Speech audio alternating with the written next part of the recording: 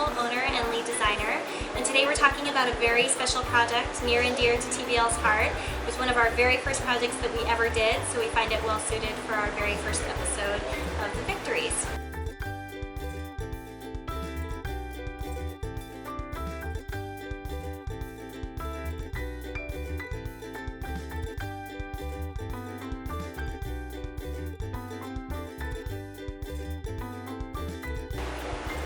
Design objectives with this project. It was located up in Lafayette, Colorado, and the client had a few original ideas for what she wanted.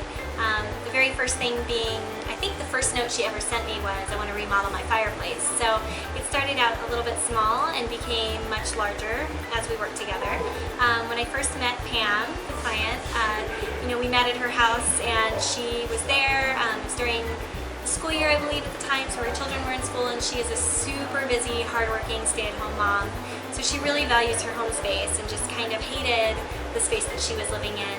For one thing, everything was sort of builder grade, really lacking personality, just kind of sterile and cold, and she tried to make it as homey as possible with her own sort of decorating and sort of space planning, but it didn't really work out. And she found particularly that the living room area is a space that the family never really comes together and hangs out in. So one of the biggest objectives was to make the living room, the front living room area, a place that the family really wanted to be in.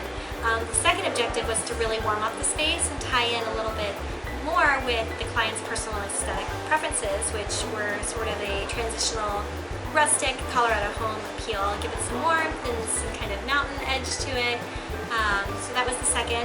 And the third was really to kind of tie it into some other spaces. The main level that we were working in was openly connected to an adjacent play, sort of art area, and then next to that was the dining room, and in between all of that was the kitchen. So we did a few smaller things in each space to sort of make the design relatable and relate to each other, each space kind of connecting, over the broad spectrum of the project. So those were the objectives in the beginning, kind of expanded as we continued to talk, and when we were ready to build, we really kind of were dealing with the entire main level of the floor. We bought our house in 2010, and coming into this room, we knew right away we wanted the fireplace to make more of a statement. So, and knowing we wanted some kind of a stacked stone look, but we also wanted the whole main level to kind of flow and sort of a strange color, there's strange color palette and strange fixtures that we wanted to kind of tie in and fix. Design challenges, we had a few of those, as usual, as is with every project.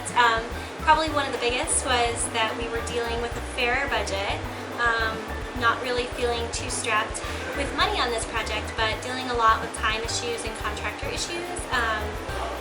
Kind of with every project that it's always a risk, but with this project in particular, it was our very first. So we didn't really have a community or a network of contractors or reliable people that we could work with. And in fact, I didn't have a design team yet. It was really just me. So when I say we, it was just me working and trying to kind of do everything for the business. So it was a lot to take on and a lot to think about. So I really had to kind of tap into some new resources. And fortunate for me, Pam and her husband were incredibly willing to give TBL a shot and trusting. And so we were able to kind of navigate through some of the challenges with time, probably more time than I would take now, but they were wonderful and very patient. A few of the specific challenges regarding the space is the ceiling height, probably one of the first things we were working with. In the main living room area, as you'll see in some of these photos, the ceiling's incredibly high. I don't even recall the total height, maybe like 20 feet, 19, 20, if I recall. And the fireplace just went all the way to the ceiling, and so we really wanted to give a material application to that wall and that fireplace specifically that didn't feel too weighted down, but didn't leave too much breath in the design to make it feel vast and kind of cavernous. So we were dealing with that challenge and trying to apply a really warm, kind of lodgy aesthetic around the room without blowing so much money on real wood and reclaimed wood and things like this. So these were challenges we had to consider. Also, like I said originally, kind of making sure all of the design tied in from space to space, making sure that we didn't just abandon the other rooms on the main level because they kind of carry the very different aesthetic. So a few of those challenges were very present.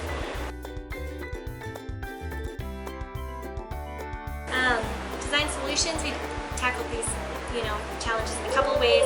The first was to really, going back to the objectives, to really warm up the space. We did a couple of things that are small but make a huge difference. The first being that we replaced the large ceiling fan in the room.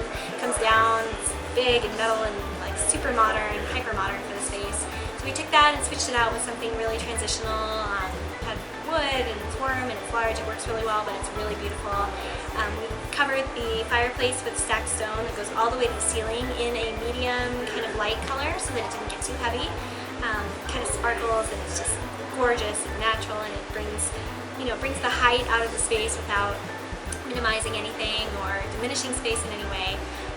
We then added an accent color behind the fireplace. We did a very deep red. And that wall, because it's kind of a vaulted tall space, carries up and connects kind of with the main stairwell. So it's just really grand, colorful accent, which is beautiful. We also, across from the fireplace, covered that wall with wood look tile. And at the time, one of the first uses of wood look tile that I'd seen done really successfully, because it wasn't quite a huge trend yet. And we couldn't really afford, for money and other reasons, function-wise, to cover that wall with real wood. So we did it with wood look tile. And it's porcelain, it's incredibly durable, handles water and wear and tear and whatever comes at it really well. And it looks like real wood. We covered it floor to ceiling and wrapped the wall in this wood. Wrapped from the living room over to the playroom side, so that was kind of one of our ways to tie in with the other room. And then we used that same tile on the hearth. We couldn't cover the hearth with anything flammable, so we couldn't use real wood at the hearth. We had to use tile.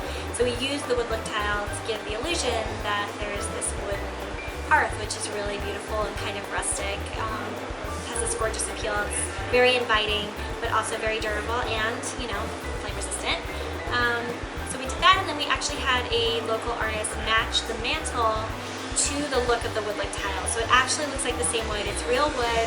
It's a new piece of wood that an artist here in Denver actually worked and reworked to make it look like a distressed piece of wood that matched the color and the texture and the appearance of the tile. So really consistent, really tight in, super gorgeous. We did a few small features as well where we painted the shelves in the play area to kind of a neutral beige sort of color to tie in with all the warm, earthy things we had going on. New window coverings, custom sofa, new rug, just sort of switched out everything. So it's really beautiful, and I think the result was very, very successful. Special features, a few little notes about these. We did a few custom cabinet replacements in the kitchen, just kind of making function better for Pam in the kitchen, switching out some things, changing cabinet sizes so things work better, leaving the existing cabinets in place but modifying them to make them work. We added new kitchen tile to kind of tie in. It's this beautiful travertine tile that we laid at a diagonal in the kitchen, which is really nice and just brings kind of the flow of the warmth from the living space into the kitchen, which was really successful. New lighting, a new chandelier over the formal dining table, new window coverings on all the walls, all the windows in those spaces. So again, everything's just really tight in, and it's really beautiful. Ultimately, a huge success.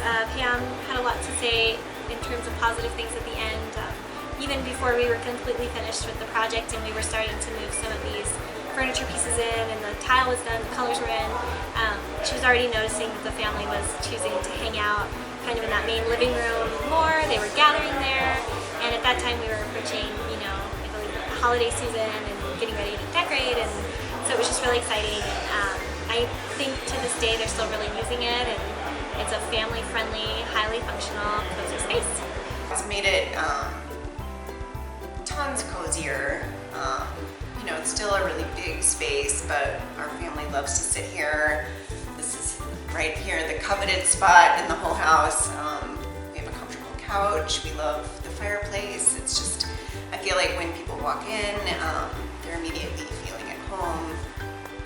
I get tons of compliments. It's just, it's a great place to hang out. We use this room a lot more. We use this whole floor a lot more. So we love it. Absolutely love it. So that's it for our Lafayette transitional rustic remodel. We've enjoyed having you here today. Be sure to follow up on this case study on the blog. The link is included below. It has a lot of detail about my process. It'll include some of my drawings, material boards, gives a lot of insight into the finer details of the project that we've been talking about today. So thanks for joining us. Be sure to subscribe to see all of the Visionary Victories videos from here on out. And don't forget to keep up with us on social media to know what's coming up and what's developing here in the studio. We'll see you next time.